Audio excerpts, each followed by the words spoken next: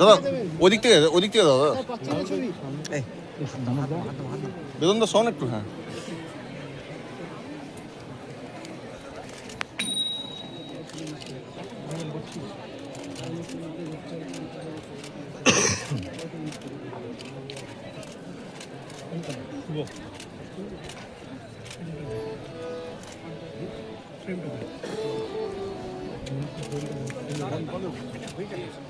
এটা হয়ে যাবে,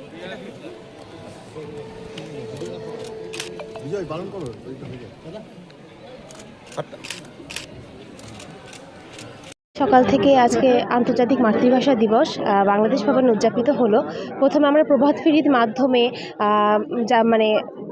আমাদের যে ভাষা শহীদ আছেন তাদের প্রতি আমরা শ্রদ্ধা জ্ঞাপন করতে করতে সমবেতভাবে আমরা এখানে আসলাম।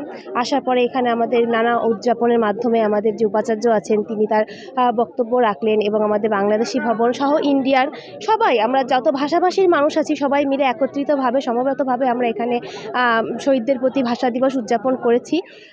তো বিভিন্ন অনুষ্ঠানের মাধ্যমে এবং আমাদের বৃক্ষরোপণ হলো, সব কিছু মিলিয়ে এটা একটা এই দেশে দাঁড়িয়ে আমরা যেহেতু বাংলাদেশি সেই ক্ষেত্রে ভাষা দিবসটা এখানে উদযাপিত হওয়াতে আমরা এই বিষয়ে খুবই আনন্দিত এবং গর্বিত।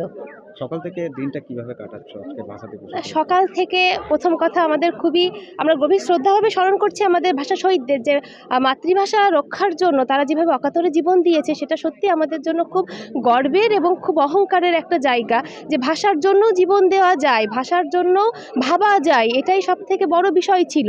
সেখানে দাঁড়িয়ে তারা যে এরকম একটা কাজ করতে পেরেছে ভাষার জন্য, তো সেটা সত্যি আমাদের কাছে খুব গর্বের। সকাল থেকে আমরা সেটা সকাল থেকে না, সবসময় আমরা সেটা স্মরণ করি গভীর শ্রদ্ধার সাথে, যে ভাষাটা আমাদের কাছে কতটা গুরুত্বপূর্ণ। এবং এই দিনটা আসলে আমাদের কাছে আলাদা করে মনে হয় এটা বিশেষ একটা তাৎপর্য পেয়েছিল, এবং সেটা বাংলাদেশি বা বাংলা ভাষার জন্য হয়েছিল বলে সেটা আমাদের জন্য আরও অন্যরকম একটা অনুভূতির জায়গা বলে আমি মনে করি। আমার নাম কথা ঘোষ, গবেষক, বাংলা বিভাগ, বিশ্বভারতী শান্তিনিকেতন।